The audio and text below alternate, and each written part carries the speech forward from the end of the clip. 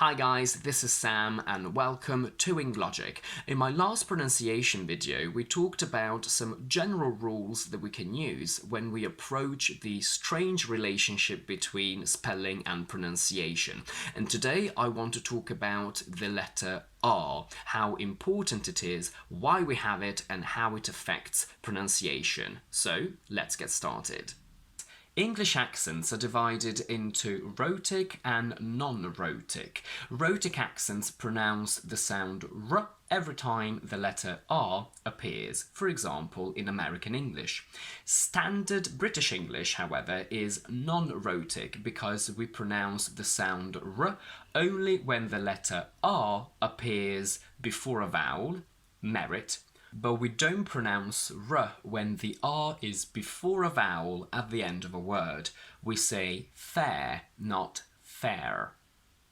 But we pronounce it as a linking sound between a word that ends on a silent R on its own as a standalone word and another word starting with a vowel. If I say the word mother on its own, I don't pronounce R in standard British English, but if I connect it to is, I have to say my mother is eating. The fare is expensive. So I don't pronounce the sound R in these words.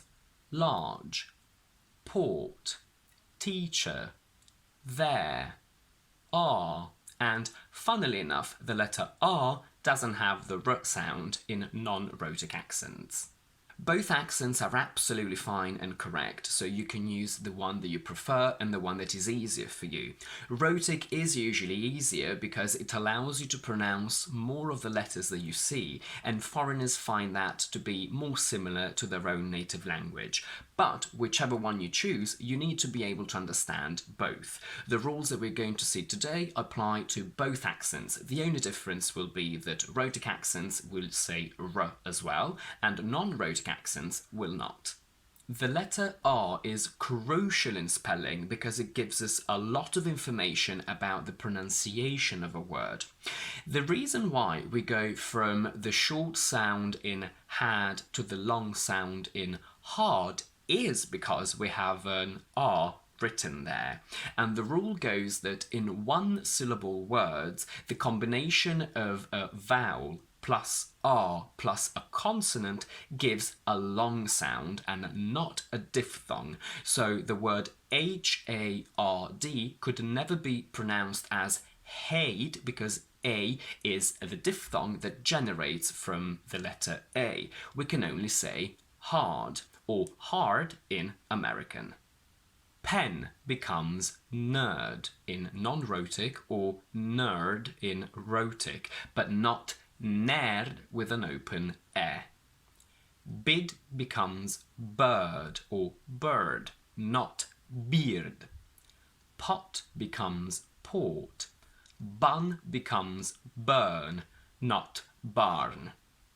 You will have noticed something interesting but also extremely annoying, which is that in one-syllable words or stressed syllables, the combination of the letters E, I and U plus R plus consonant always gives the sound nerd, bird, burn.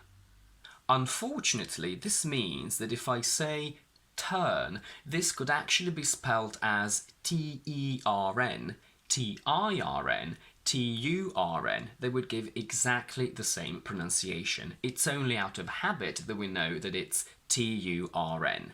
But although this doesn't really tell us exactly how to spell a word, it at least excludes a lot of other options.